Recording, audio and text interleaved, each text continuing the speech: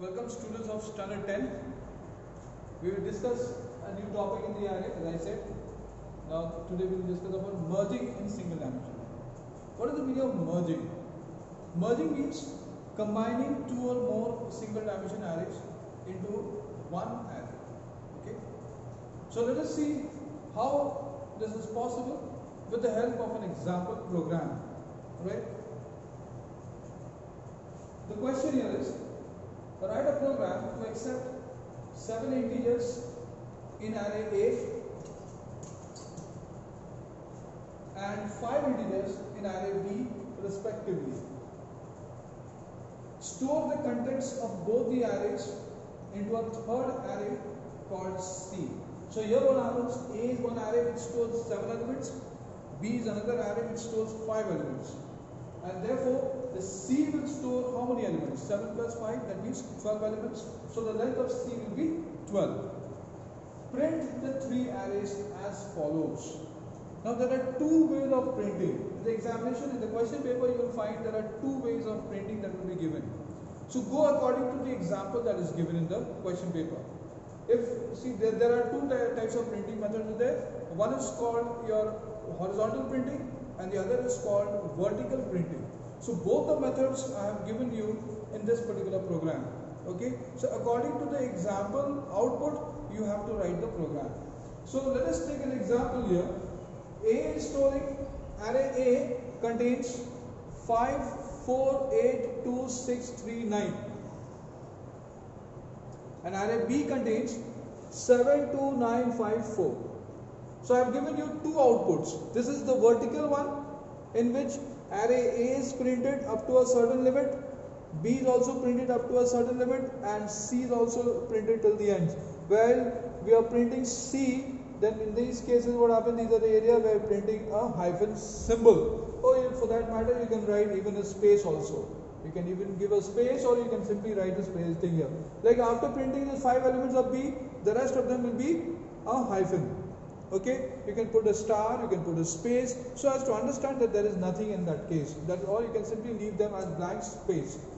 The second method of output is array A will be printed first with all its elements, then next line array B will be printed this way with all its elements, and then the next line array C will be printed, followed by in the next line you have the elements. Now you see how these elements are stored.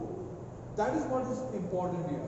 In case of, look at here, 5, 4, 8, 2, 6, 3, 9, that is, you have a 0 index here. This is a 0 index 1, 2, 3, 4, 5, and 6. Here you have 0, 1, 2, 3, 4. So here what happens, how it enters? The first thing, Murray, remember, in this kind of things, you must understand as to which array is going into C first.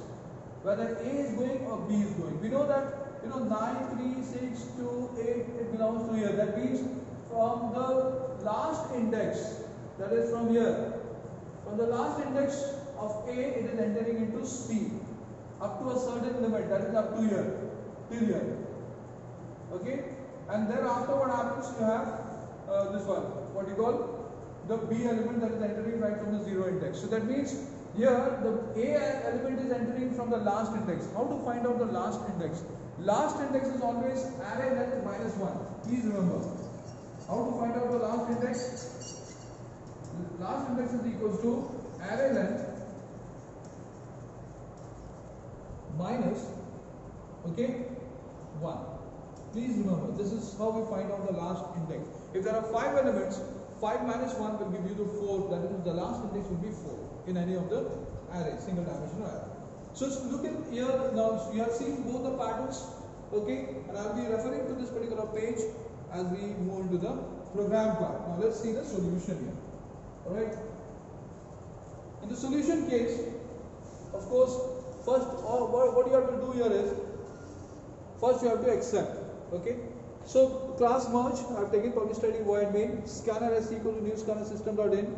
Now we have 7 integers in A and 5 integers in B. That means we are declaring A as 7, B as 5. So C will be 7 plus 5. That means, or you can also write over here 12. Okay. Remember, it's a valid array. That is, you can also write an expression provided the expression is positive. This time only print and enter values in A. Now one by at a time, enter values in A. Okay, take the loop of A, that is, you can write over here for int I equal to 0, I less than 7, or you can also write I less than A dot length, I plus plus AI equal to SC dot next name. Then we have the next one, that is enter values in B. So you accept the values in B using for int I equal to 0, I less than 5, or you can also write over here I equal to 0, I less than B dot length, and I plus plus. Then BI equal to SC dot next name. Then now C we are not going to accept, because in C we are going to store the merged part of A and B. So here look at the merge part. From here the merge begins. This part is your merge. Okay, this is the merge part till here. So that's why I have given a comment line. So int x is equal to A dot length minus 1. Why I have written A dot length minus 1? Because it is the last index. If you remember, from the last index it is entering into C, and first is A. So here what happens, x is equals to, there are two arrays, so two variables are there representing their index. Y equals to 0, because in case of B, it enters from the 0 index, that's why y equals to B. Now, in case of merge, we will take the loop which is of C, that is of the highest or the largest array. And the largest array being C, so we have taken I equal to 0, I less than 12, I plus plus, or we can also write I less than C dot length. Now, you must understand which array we are entering. Since A value is going to C first, therefore what happens, the condition will always be for A at first. If B value is entering into A, then B value is entering into C, then in that case we will have to accept what we call I less than, it will be for the length of B, we will compare. So since it is A is entering, so we will check if I less than 7. So first A value is entering, that's why we are checking for A. If I less than 7, then C I is equal to A x minus minus. Here x, what happens is, after taking the x which is, that is array length minus 1, it will take the last index. It will take the last index. After, since it is post, it will reduce to the second last. It will go on that way at every iteration. Then else, otherwise what happens, Ci is equal to B y plus plus. That means y on the other hand will increase, because first the 0 element of B will store, then the one element that is element corresponding to index 1 will get stored, then element corresponding to 2 it will get stored into C. So it goes on that way. Alright, so therefore what happens, the y value will keep on increasing. Right, that's why I have written post over there. This can also be written this way. That is, you take a block, then you write Ci is equal to Ax and x minus minus. This way also can be written, provided you take a block. And the other way, this also can be written in the same manner. Okay, in the same manner you can take this one also. So either you write Ci is equal to Ax and x minus minus within the block, or you write in this particular statement. So there is a substitute as available as well. Then comes the important part, that is another one, that is your printing. So the logic lies over here, and then the printing part. So now the printing part here, as I mentioned over there at the side, you can see output 1, output 2. So let's discuss about output 1 first. Okay. Printing, first of all we'll print the heading. As you see, that is in the previous page, we have the heading also. Then A, B and C is printed, so we'll print the heading. So we'll print the heading, now we'll print along with the brackets. We'll print that way, and then take the loop for int I equal to 0, I less than length, C dot length, I plus plus. Now which one is the smallest? We all know that by observation we know that the B is the smallest. So the condition, the first condition will be for B, the smallest one. Then will be the second one, then the third. So if I less than 5, when I is less than 5, then what happens here? Till 5, what happens till here? That is less than 5 means what? It will be, index will be 0, 1, 2, 3 and 4. That means less than 5. Then 5, 6, then comes 7, 8, 9, 10 and then 11. So if it is less than 5, what we are doing? We are printing AI, BI and CI. That's what we are doing over here. AI plus slash T within quotes plus, BI plus slash T within quotes plus CI. We have printed all. This all will be printed. Then after that what happens? Look at the second part. Then it is here, it comes over here. That is till 7. Till here. That means if I is less than 7. So these are the values of I. Okay. If I is less than 7, then what we are doing is we are printing AI, But for B, AI slash T, and then for B what we are doing is we are printing the hyphen and then CI. So this is what we are doing over here. If I less than 7, then AI slash T, and then we are printing hyphen, then slash T, and then CI. And of course, in the third case, that is the rest. It will be else. So it will print what?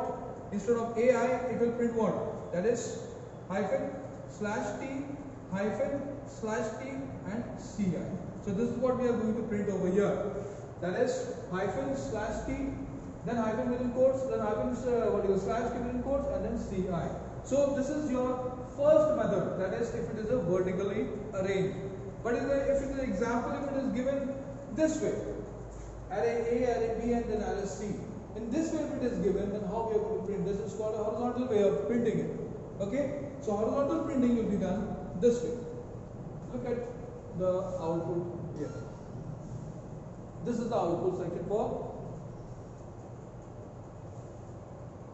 output 2. That is the second method. So in second method, first what you are doing is system.println array A, that means the array A will be printed. Thereafter what happens, take a loop for, that is for in I equal to 0, I less than a dot length, I plus plus. System auto print AI, that means it will print the value of A.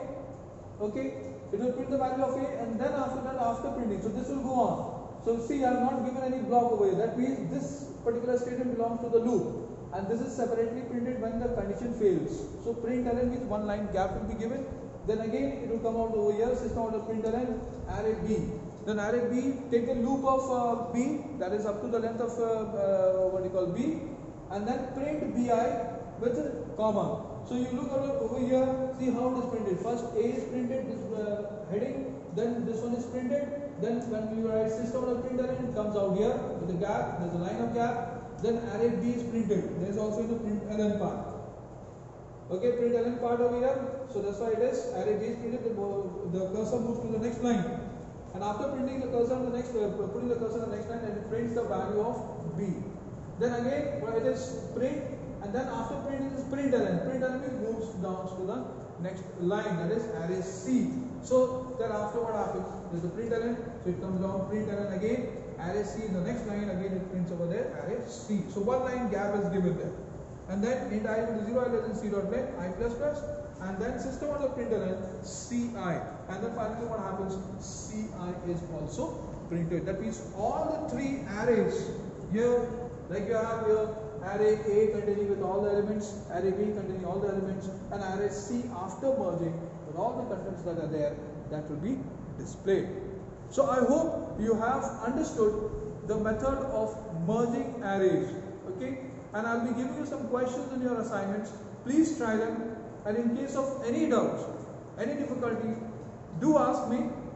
Alright, for any clarification, I will help you out to solve these problems. And in time to come, in the next session, we will discuss about the next topic hereafter. Thank you so much. God bless you.